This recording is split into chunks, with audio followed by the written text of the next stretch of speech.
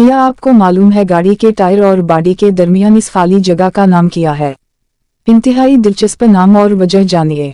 आप भी यही समझते होंगे कि गाड़ी के मुख्तलिफ हिस्सों के नाम बहुत ही आम फहम होते हैं और सब इनके बारे में जानता है, मसला स्टीयरिंग व्हील, इंजन और टायरों जैसी चीज़ों के बारे में किसे मालूम नहीं। लेकिन क्या आप जानते हैं कि गाड़ी के टायर और बॉडी के दरमियान मौजूद खला को क्या कहते हैं?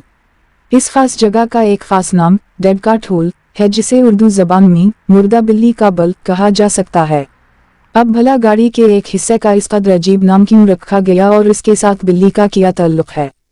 तो जनाब, इस दिलचस्प नाम की वजह यह है कि ठंडे मौसम में जब गाड़ी गैराज में लाकर खड़ी की जाती है तो घरेलू बिल्लियां गर्म माहौल में आराम करने के लिए बिल्कुल उसी जगह का इंतखाब करती हैं।